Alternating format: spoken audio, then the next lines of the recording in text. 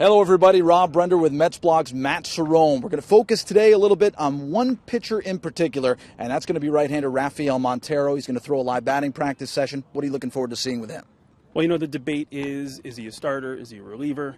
I haven't seen him throw in a year. You have. So I think it'll be kind of fun to, spend some time, watch him, talk a little bit about what we're seeing. All right, let's take a look at Rafael Montero throwing live BP. All right, here we go with right-hander Rafael Montero throwing live batting practice. He's not that tall in stature, Matt, but he's a guy that can really bring it.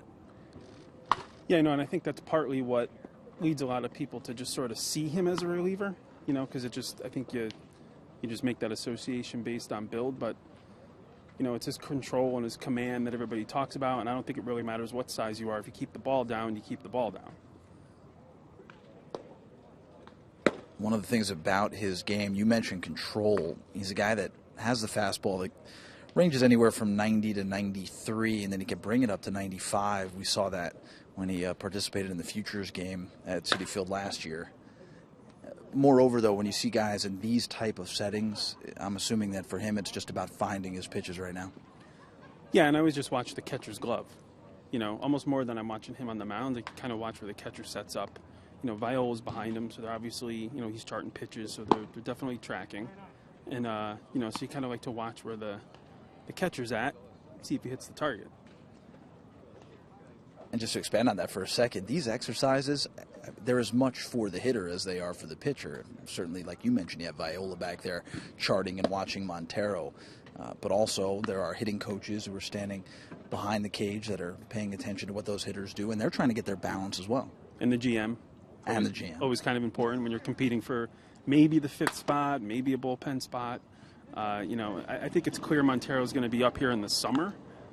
It's just a matter of where he's at. And I like the fact that they're talking about what the Cardinals do and what the Dodgers did for so many generations, using these guys to start in the pen. If they're only going to let him throw 100 and whatever innings, let him get some time at AAA, and then let him, use those innings in the big league bullpen where you can monitor him a little bit more, keep track on him, let him get that experience, and you strengthen your pen. And I like that. And then going into next spring, maybe he's more in that conversation, assuming he doesn't get traded. Right, of course, yeah, and it certainly matters who else is in the rotation at that point. Right now, it just seems like they've stockpiled so many starters, so we'll see whether Montero fits in as a reliever or as a starter down the road. In this particular live batting practice session, they're giving Montero a bit of a different variety of hitters to look at. He's seen a couple of lefties right now with Eric Young Jr. in the box. You saw Ruben Tejada a few moments ago who actually hit a line drive right back at him. There's no screen in front of Rafael right now, as you can see, and I wonder how much in the back of their mind they're thinking, my goodness, I got to work on my pitches, but after a line drive like that, hey, this is just practice. Yeah, he got hit on the leg, had to take some practice pitches there. And it's funny, you always wonder, I love when that type of thing happens and, like, the GM and the owner and everybody, is behind it, and I wonder what goes through their mind, like, that's our guy. Last thing you want is, like, Ruben Tejada taking out, Rafael Montero. That probably wouldn't go over so well.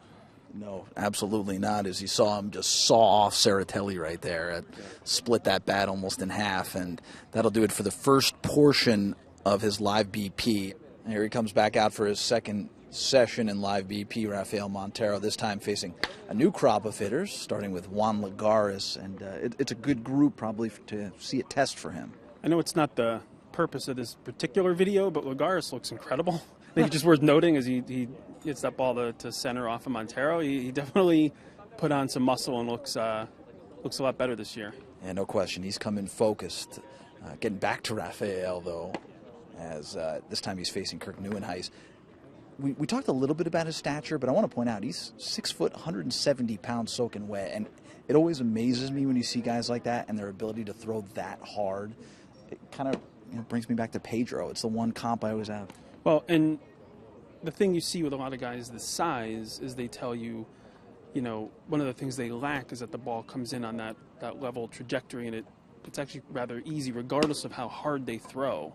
It's pretty easy for these guys to hit that fastball. So the key for him is to move the ball, in and out across the plate and get a lot of movement, which it seems like, to his credit, he has a lot of downward movement.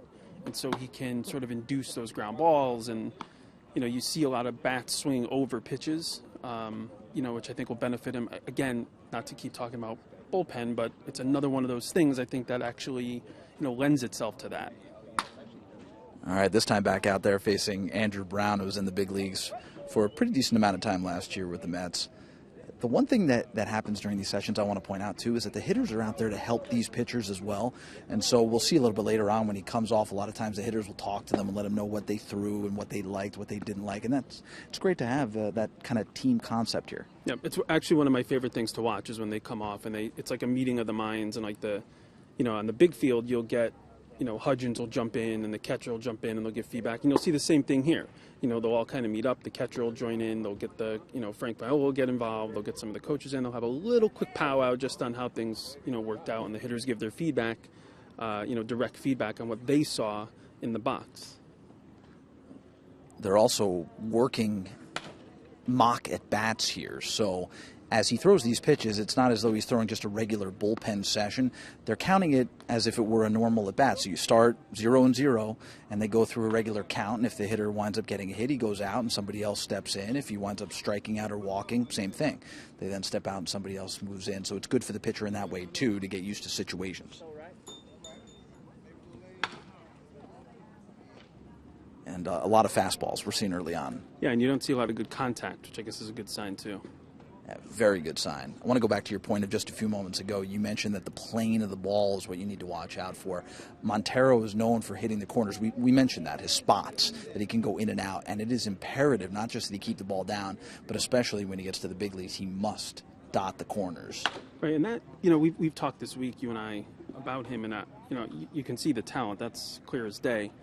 For me, I can't buy into him 100% until I see him, in a game against, opposing big league hitters. I want to see how they react to him and then how he adjusts back. And I think that for him, so I think there's going to be a learning curve with his size and the type of game he throws. It could be incredibly effective, but I don't think it's going to come overnight. And I think there's a little bit of, cat and mouse that's going to go on there, more so maybe than with others.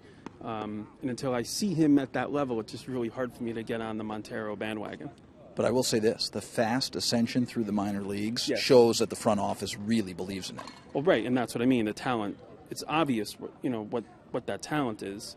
I just want to see it translate against some of the bigger, stronger, more, adept hitters. Looks like that last smack from Juan Lagares the other way will wrap up the day for Rafael Montero. Pretty successful live batting practice session and a great look into what it's going to be like, the future, what it beholds for Rafael Montero. The talent is there, just as Matt said. All right, the live batting practice session for Rafael Montero was complete. What were your overall impressions? Like I said, it's obvious what he's working with. Jury's out for me until I see him do it against, the best of the best. Whether he starts out in AAA, whether he heads to the big leagues in the bullpen, anybody's guess at this point. But certainly, as Matt said, the future is bright for Rafael Montero. That's Matt. I'm Rob. Thanks so very much for joining us right here on SMY.TV.